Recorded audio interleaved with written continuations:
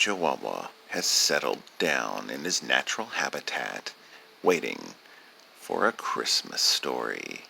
Since he's being such a good boy, we'll get started. Hello, everyone. Everyone who's made out of stardust. Kermit sure was having a good time there, ready for the story today, which is going to be story number 3. Peter Pan, Christmas in Neverland. Let's get started. Wendy sighed as she looked around the Lost Boys' hideout. Neverland is wonderful, she said, but it's almost Christmas back home. I do wish we weren't missing it. Christmas? Peter asked. What's a Christmas? Why, Christmas is the most special time of the year, Wendy said. There's always a beautiful tree covered with lights and lots of presents, Michael chimed in. Don't forget the Christmas crackers, John added. They make such a wonderful kaboom when they explode.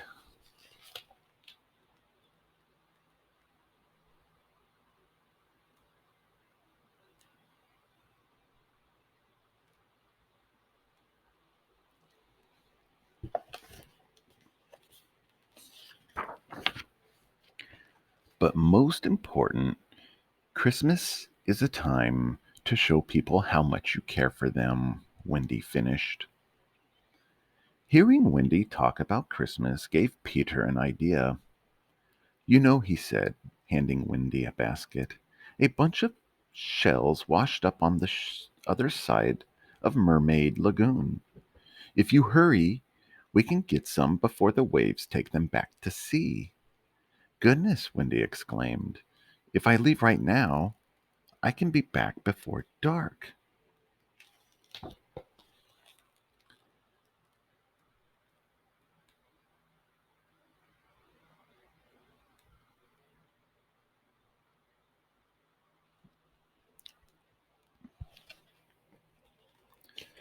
As soon as Wendy was gone, Peter gathered the Lost Boys around him.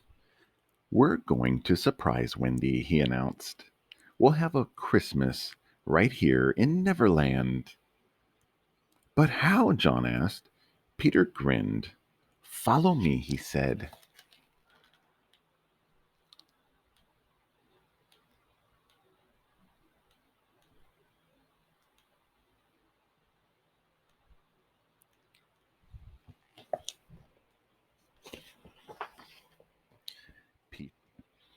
Peter and the Lost Boys hurried to the village where their friend Tiger Lily lived. We need presents for Christmas, Peter told the princess, and an extra special gift for Wendy. Do you have any ideas? I know just the thing, Tiger Lily replied. While Tiger Lily helped Peter make a beautiful beaded necklace for Wendy, her father taught the Lost Boys how to make arrowheads. Everyone had fun making their gifts. Peter and the Lost Boys thanked Tiger Lily and her father. Then they rushed off to keep preparing their Christmas surprise.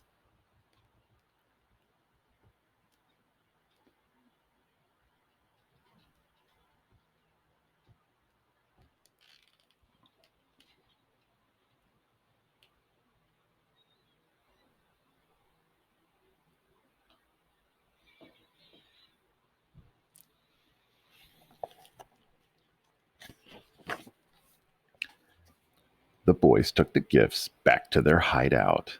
Then they set off on a raid of the Jolly Roger. Peter, why are we here? John asked as they hid in the pirate ship's sails. Surely these savage buccaneers know nothing about Christmas. That's true, but they know an awful lot about making things explode, Peter said. I'm going to swipe some powder from their cannons to make our Christmas crackers.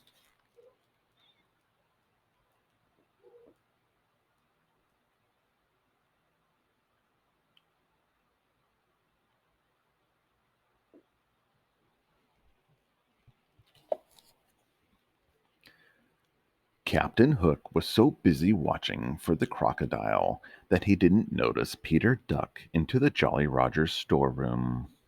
Moments later, Peter burst onto the deck, carrying a bulging bag of powder. He tossed a handful right into Captain Hook's face, making the pirate sneeze. "Thanks for the powder, you codfish," Peter Pan shouted. "I'll get you for this, Pan," Captain Hook yelled as the boys raced away, laughing.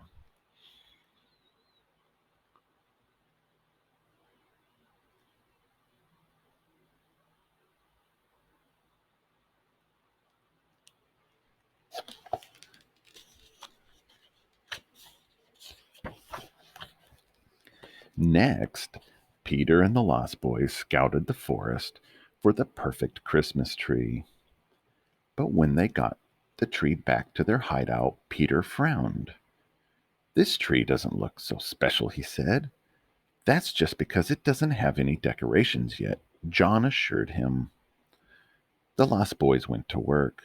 Soon, every branch of the tree was decorated with buttons and acorns, arrowheads and seashells, and long garlands of flowers.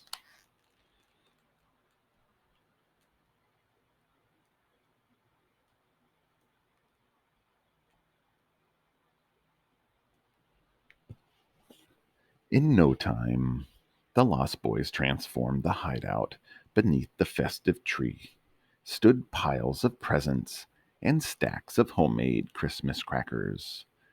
But something was still missing. "The lights!" Peter exclaimed. "Where are the lights? We may have to do without them," John began. But before he could finish, a clever grin flashed across Peter's face. "I'll find a way to make our tree light up," he vowed, "or my name isn't Peter Pan."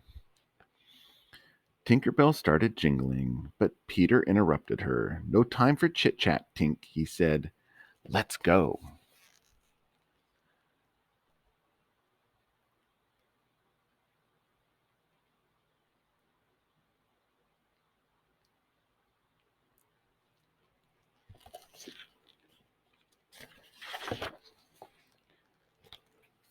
Peter Pan and Tinkerbell flew through the sky, racing the setting sun all the way to Mermaid Lagoon. The mermaids waved at them from their glittering water. "Peter," they cried, "come tell us one of your stories." But Peter didn't have time for stories. Wendy would be home soon, and the Christmas tree still needed lights.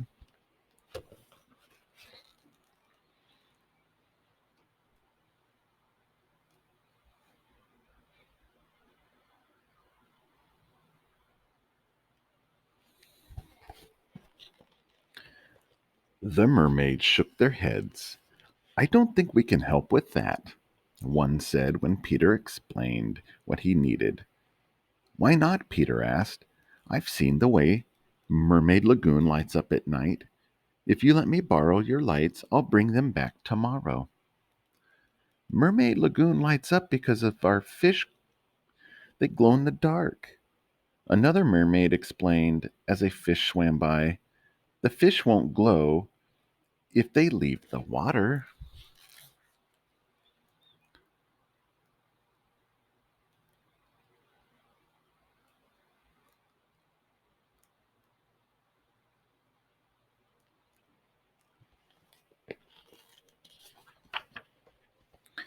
By the time Peter and Tinkerbell got home, twilight had fallen.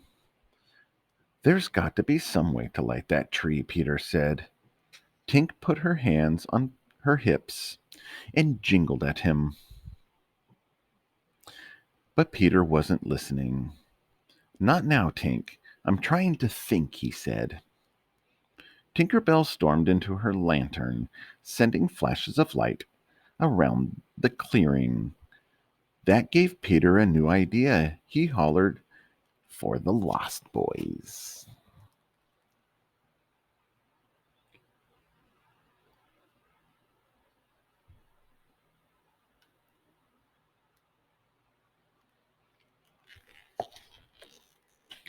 Fireflies, Peter announced. We'll use fireflies to light our Christmas tree. The Lost Boys leapt into the air, catching fireflies in their hats. But when they took the fireflies over to the Christmas tree, the glowing bugs flew away.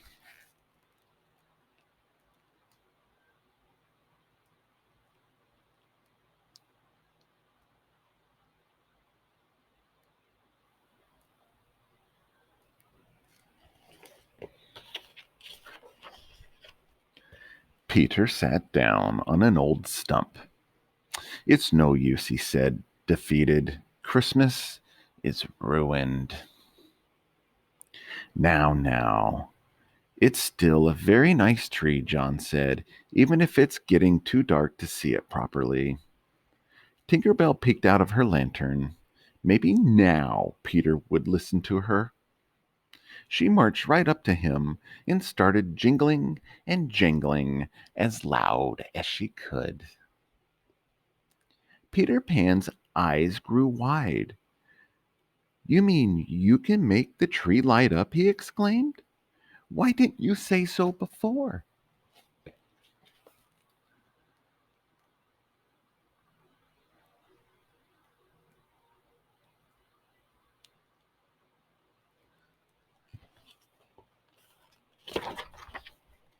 Moments later, Wendy returned to an unusually dark hideout. Hello, she called. Where is everyone? Suddenly, a lovely glow filled the room as the Christmas tree began to sparkle with pixie dust. Wendy gasped as Peter Pan and the Lost Boys burst out of their hiding places. Merry Christmas, Wendy, they cheered. Wendy beamed and gathered the Lost Boys around her. Christmas had come to Neverland after all. And what a wonderful story that was. Peter Pan and the Lost Boys putting on Christmas and gathering all the supplies they needed. Our next story is called Alice in Wonderland, A Present for the Queen. And that's our next Christmas story in the Christmas book. I want to thank you all for staying and listening to this book and the stories with me. You're all fantastic. So I want you to sleep tight and don't let the bed bugs bite. Good night.